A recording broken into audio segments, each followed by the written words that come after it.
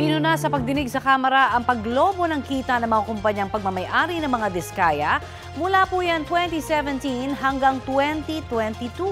Sa kabila po nito, tikom pa rin ang bibig na mag-asawa kung sino-sino ang kanilang mga nakatransaksyon sa mga nakaraang administrasyon.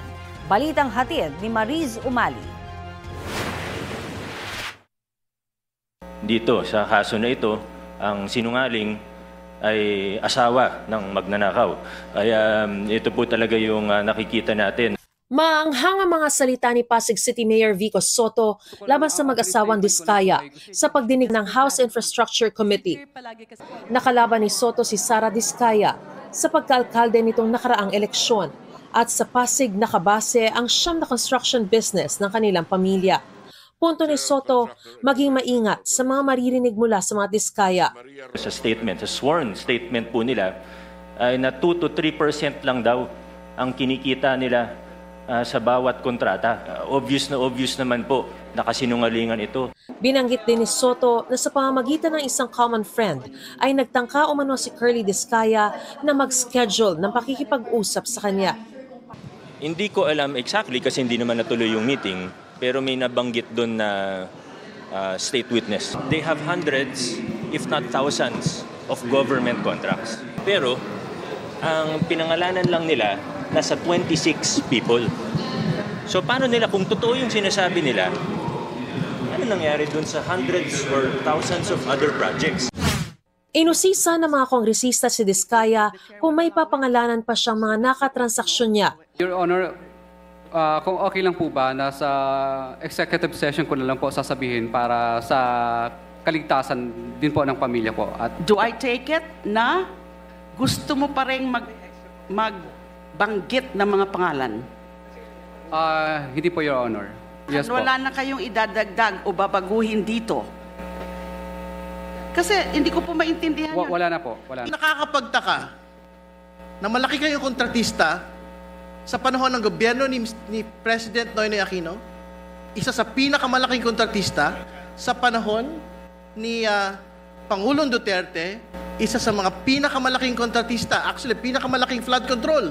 Pag pinagsama-sama po lahat ng kumpanya ninyo, sa ilalim po ng gobyernong ito, pero walang kahit isang senador sa inyo pong sinumpaang salaysay. Yun po yung una. Pangalawa, sabi po ninyo, walang ledger kayong hawak sa listahan bago 2022. Wala hong naniniwala siya. Meron pa bang dagdag na kongresista na kasama sa payoffs? Meron pa bang mga senador? Your Honor, wala na po. Ang agad niyang nilinaw ay ang pahayag sa Senado kung saan nabanggit sina dating House Appropriations Committee Chairman Congressman Zaldi Co at House Speaker Martin Romualdez. Hindi po ako nagkaroon ng anumang klaseng transaction sa kanila. Kaya nabanggit po ang mga pangalan na yun dahil yun po ang madalas na sinasabi ng mga kausap ko po ng politiko. Na binabanggit nila na kailangan ibigay mo na kaagad yung obligasyon kasi pinakukuha na ni Saldico at saka ni Speaker. Ipinakita naman ni Deputy Speaker Janet Garin na nag-umpisang tumaas sa bilyong piso ang kinita ng mga Diskaya mula 2017 hanggang 2022. In fact, in 2022, which is supposed to be the first pandemic recovery year, Mr. Chair, ito dapat yung tinulungan nating makaahon, makabangon ang maliliit na mga negosyante, kaakibat yung ating mga MSMEs, umakyat ang gross, ang revenue from construction, from government ng Diskaya Group to 20.524 billion. Pinansin din ni Batangas 2nd District Representative Jervy Luistro na lumobo ang kita ni Diskaya noong nakaraang administrasyon. Pero base sa affidavit ni Diskaya, mga kasalukuyang politiko at opisyal ng DPWH lang ang pinangalanan niyang sangkot umano sa katiwalian. Are you saying na yung pagbibigay mo ng pera sa DPWH at sa mga lawmakers happened only during the current administration and did not happen during the previous administration? Wala pong ganun pong nangihingi sa amin, di pa po. Wala po, pero nilalabanan po namin sa tunay na bidding po. Nagpapadyaryo po kami. Okay. Sabi ni Diskaya, napilitan lang siyang masangkot sa anomalya para may pagpatuloy ang kanilang hanap buhay. Pinapa-terminate daw kasi ang kanilang mga kontrata kapag hindi sila nagbigay. Nagreklamo raw siya noon kay DPWH Secretary Manuel Bonoan pero tila hindi raw ito pinansin. Awarded ng project, napilitan kang magbigay, pero dahil kung hindi ka magbibigay, ika-cancel ang project.